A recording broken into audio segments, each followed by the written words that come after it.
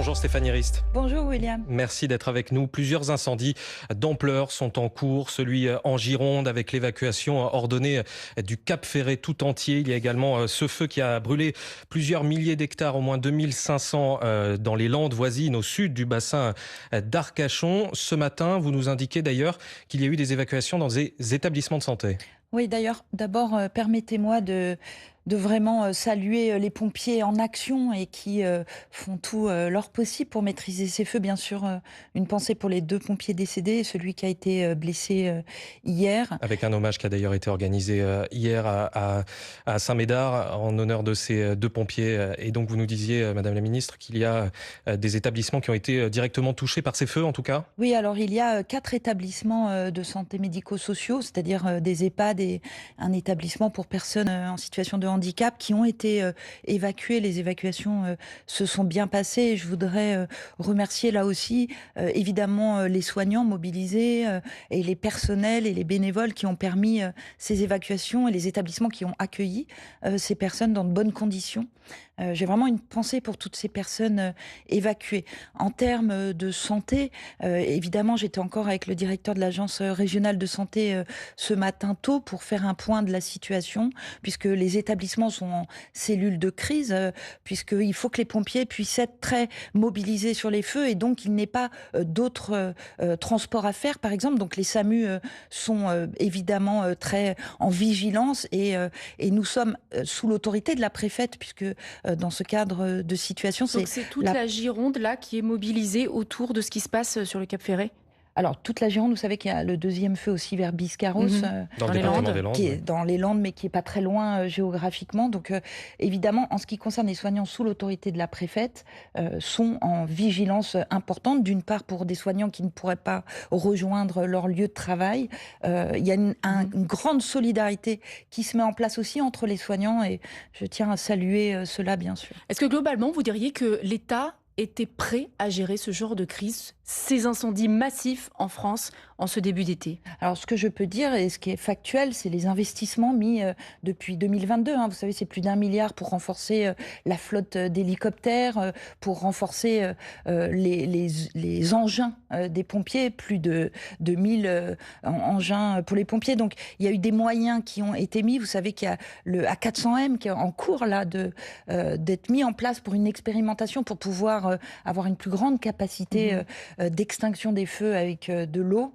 Mais le chef de l'État, malgré tout, cette nuit, a enclenché le mécanisme de solidarité européen. C'est pas la première fois d'ailleurs cet été. C'est même la première fois que ça arrive aussi fréquemment en un seul été. On est encore qu'au mois de juillet. Est-ce que ça ne montre pas d'une certaine manière que la France est un petit peu impuissante face à cette menace des feux de forêt qui est de plus en plus importante? Alors, dès le début des fortes chaleurs, lors de nos CIC, nos conseils interministériels de crise, avec le Premier ministre, on a été tout de suite très vigilants par rapport aux feux qui pourraient arriver. C'était, je dirais, prévisible face à de très fortes chaleurs comme on a eu et une sécheresse associée qui est très importante et qui nous mobilise de façon très interministérielle, que ce soit sur la sécheresse et bien sûr sur ces feux. Stéphanie Rist, le système de santé est déjà sous tension avec les canicules.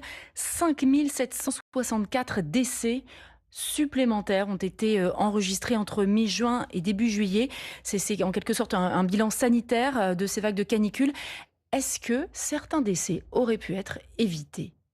Alors moi, vous savez, je suis ministre de la Santé. Chaque excès de mortalité, chaque décès supplémentaire est un décès de trop. Ce que je peux constater, c'est que d'abord le système de santé a tenu, l'hôpital a tenu et on a appris depuis la canicule de 2003, et notamment je pense aux établissements pour les personnes âgées, aux EHPAD, où la formation des professionnels, la connaissance vis-à-vis du retentissement de la canicule sur les corps ont permis de faire qu'il y ait moins de surmortalité évidemment qu'en 2003 et heureusement. Ce qu'on note et ce qui a été vraiment un fait marquant de cette vague de chaleur très extrême, c'est les décès à domicile de personnes isolées, qui est un vrai sujet de solitude, je crois qu'on a à traiter dans notre société. Particulièrement marqué en Île-de-France. Particulièrement marqué en Île-de-France, et c'est pourquoi nous avons renforcé le plan Orsec avec le Premier ministre. Nous l'avons renforcé face à ces chaleurs extrêmes pour mieux repérer ces personnes isolées et pouvoir mieux les accompagner. C'est-à-dire, elles doivent faire quoi, les personnes qui se sentent un petit peu isolées, qui ne sont pas trop entourées par leur famille? Elles doivent se signaler auprès de qui? Alors merci pour votre question. Il est tout à fait temps que ces personnes se signalent auprès de leur mairie, qui tiennent des registres et qui donc vont pouvoir connaître l'existence et la nécessité de pouvoir les accompagner. Donc toute personne isolée qui nous écoute peut aujourd'hui même appeler sa mairie pour s'inscrire sur ces registres municipaux. Et donc tout le travail qu'on a fait dans le plan Orsec renforcé pour les chaleurs extrêmes et de voir comment tous les acteurs locaux peuvent se coordonner, que ce soit le sanitaire, les infirmières à domicile, les acteurs de soins à domicile, mais aussi les maires, les élus locaux, tous les services de l'État pour pouvoir repérer ces personnes, pouvoir savoir si elles vont bien ou pas, et surtout leur proposer d'aller dans des endroits rafraîchis. Donc il y a toute une cartographie de pièces rafraîchies, d'endroits où les gens pourront dormir quand ils seront dans des départements en zone rouge. C'est très important. Justement, vous parliez du problème de l'isolement, il y a le problème du rafraîchissement, des climatisations. Le gouvernement avait promis 30 000 ventilateurs et climatiseurs pour les hôpitaux. Où en est cette promesse? Où sont ces ventilateurs et climatiseurs? Oui, alors je rappelle que le rôle du gouvernement, et ce que j'ai pu faire, c'est débloquer une enveloppe financière pour permettre aux directeurs d'établissements de commander et d'acheter donc des clims dont ils ont besoin. La promesse était de 30 000 clims. Elle sera tenue d'ici la fin du mois de juillet. Les clims sont en train d'être livrés. Ça sera pas un petit peu tard Écoutez, la fin du mois de juillet pour arriver avec ces climatiseurs? J'espère que vous avez raison, que ça sera trop tard, mais de ce que je vois, on est encore au début de l'été. Mais ça veut dire qu'on a quand même eu 3 vagues de chaleur avec une canicule intense dès la fin mai. Et là, on découvre que les hôpitaux ne sont pas climatisés et qu'il y a plein de patients qui doivent subir des températures de 30, 35, 39 degrés dans leur chambre. Est-ce que vous, médecin, vous trouvez ça acceptable?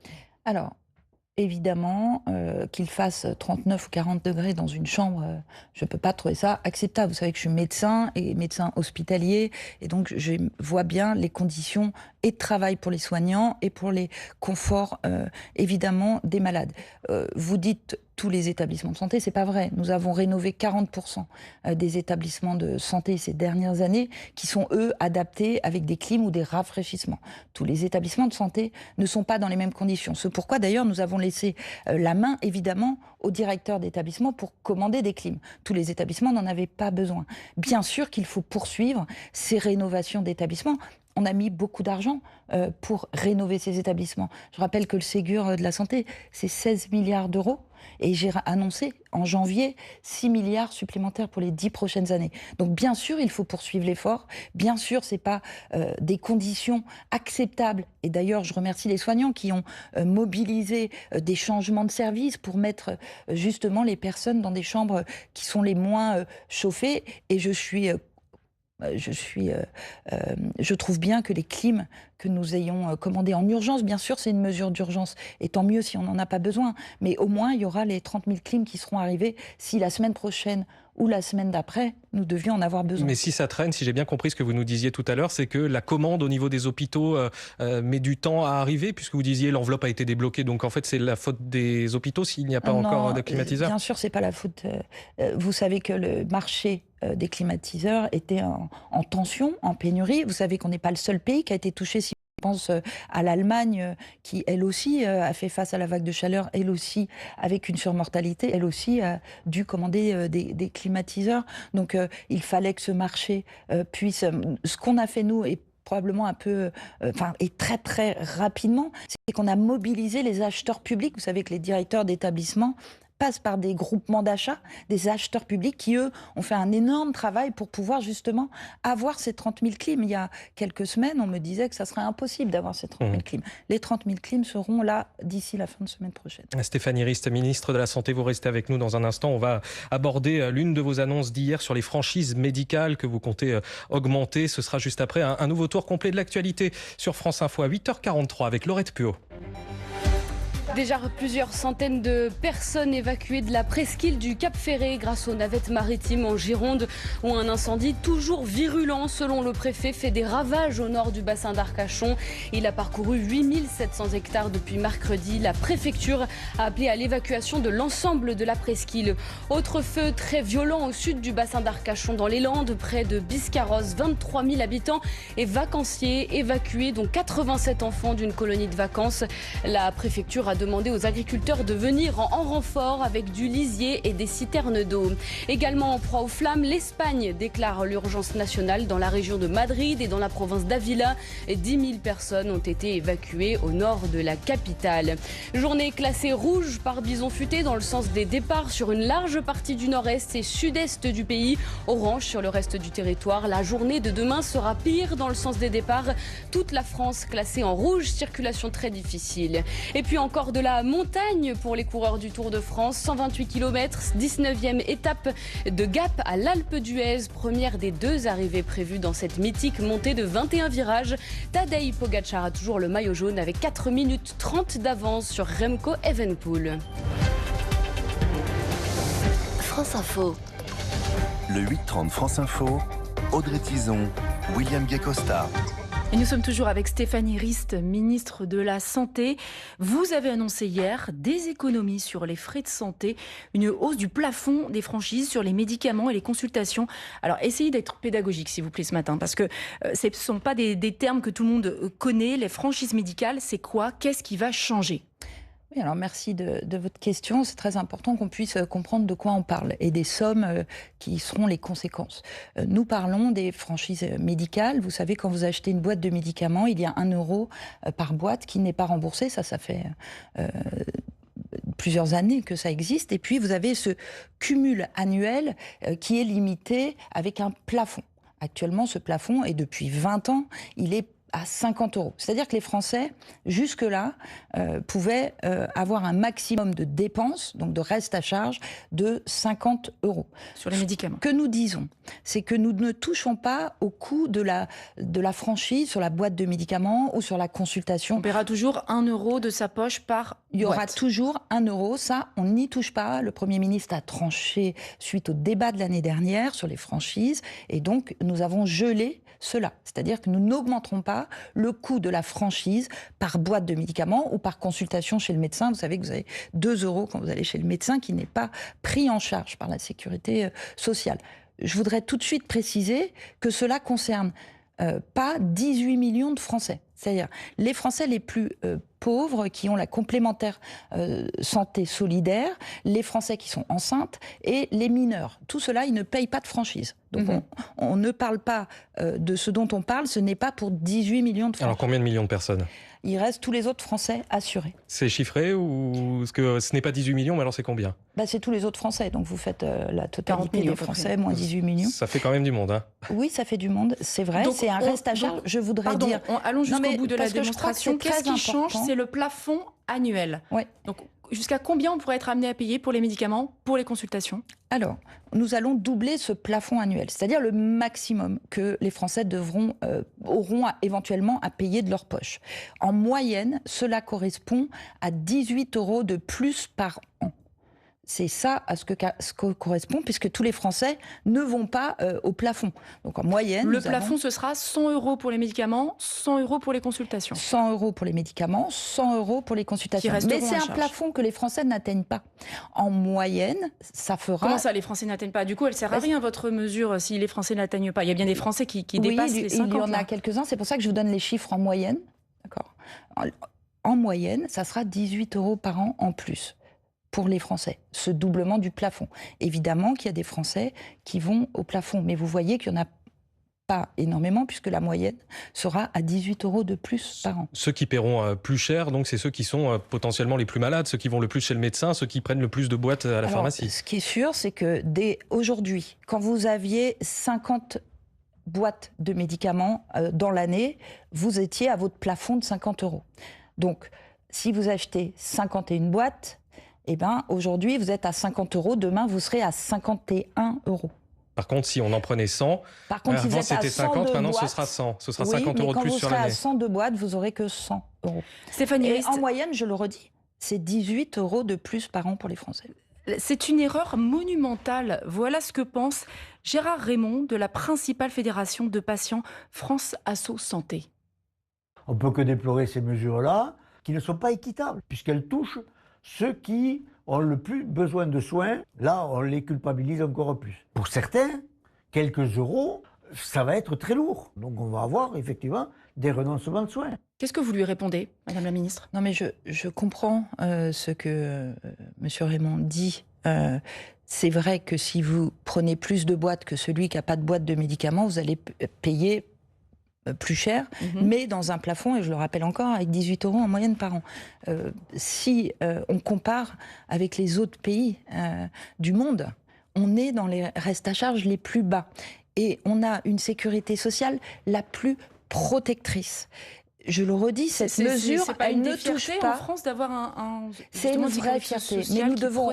C'est vrai, c'est une vraie fierté. C'est une vraie fierté aussi de pouvoir avoir accès à un système de santé de très bonne qualité, à avoir un accès aux soins dans lesquels nous devons continuer d'investir. Et si nous voulons continuer à financer cette protection que nous avons, être encore un des pays qui protège le mieux, nous devons aussi prendre des mesures pour éviter le déficit de la sécurité sociale qui nous permettra plus de protéger les Français. Et encore une fois, je veux le redire parce que c'est très important, les personnes les plus défavorisées financièrement ne sont pas concernées par ces mesures. Stéphanie Rist, il y a également une autre mesure à laquelle vous pensez, c'est celle du ticket modérateur, d'augmenter la part de reste à charge pour certains actes médicaux. Est-ce que vous pouvez déjà nous expliquer quels sont les actes qui seront concernés par cette hausse du ticket modérateur? On le rappelle, ce que le Français malade va devoir payer de sa poche et non pas la sécurité sociale. Oui, vous savez que notre système repose sur le remboursement, une partie de l'assurance maladie obligatoire, la Sécu, et une partie des complémentaires, qui peuvent être des mutuelles. Chacun a sa complémentaire. Il y a moins de 4% des Français qui n'ont pas de complémentaire ou de mutuelle. Ce financement donc repose sur ces deux financeurs. Aujourd'hui, j'ai envoyé des décrets au Conseil des assurances maladie de la mutuelle sociale agricole pour qu'ils regardent ces décrets. Il y a 4 décrets qui vont modifier la part de remboursement de l'assurance maladie. Sur quoi? Et de la complémentaire. Sur les consultations chez les chirurgiens dentistes, sur les transports sanitaires, sur les médicaments les moins efficaces. Vous savez que c'est la Haute Autorité de Santé qui est une agence indépendante scientifiquement et qui permet de dire un médicament est très efficace, moyennement efficace ou peu efficace. Et ben pour les médicaments moyennement efficaces ou peu efficaces, nous proposons que l'assurance complémentaire, que les complémentaires payent un peu plus. Oui, mais les Français payent leur assurance complémentaire à la fin. Au bout du compte, ce sont les Français qui payent leur mutuelle ou une partie leur entreprise d'ailleurs. Donc c'est un peu les vases communicants. L'assurance maladie va payer moins, mais à la fin, ce sont les Français. Par exemple, la mutualité française dit que ça représentera entre 1,5 et 1,7 milliard de dépenses de plus pour les mutuelles. Les mutuelles, elles vont pas les prendre dans leur caisse, elles vont les prendre dans la poche des Français. Oui. C'est vrai que les mutuelles, en plus, ont beaucoup augmenté ces dernières années. Ce que je note, c'est qu'en faisant aussi ce transfert de financement, cette modification, ça donne une place importante aux complémentaires dans le système, dans le financement de notre système de santé, et donc une responsabilité aussi plus importante. Et je voudrais dire 2 choses.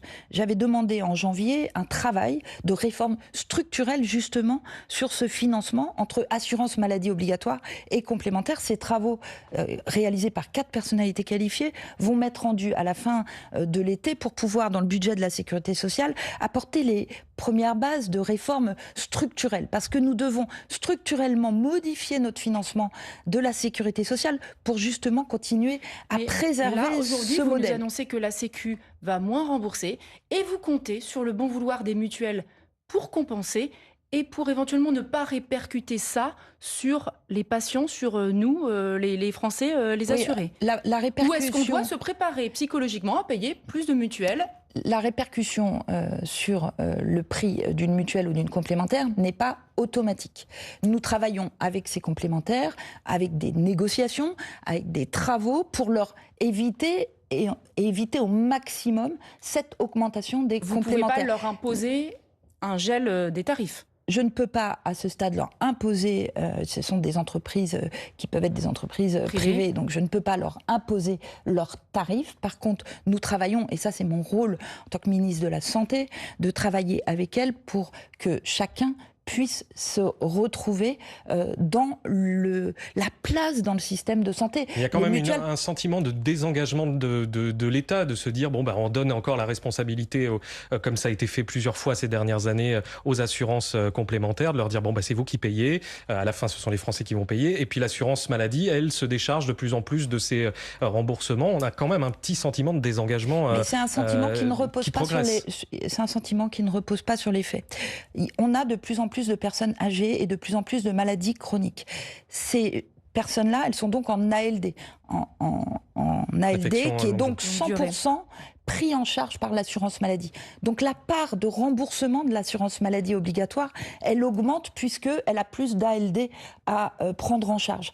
Et donc ce sentiment que vous dites n'est pas en réalité vrai. On essaye la mutualité française qui dit 1,5 milliard, 1,7 milliard de plus, vous le confirmez ce chiffre, c'est bien ça que les mutuelles vont devoir payer en plus? Il y a 4 décrets qui sont actuellement en concertation, donc évidemment ça dépendra de ces discussions que vous avez bien fait des avec évaluations. Vous proposez une baisse du plafond de franchise. C'est censé rapporter combien à l'État? Et la modification du ticket modérateur, c'est censé rapporter combien à l'État? En tout cas, faire économiser combien à l'État? Encore une fois, je crois que c'est très important de comprendre que ce ne sont pas des économies.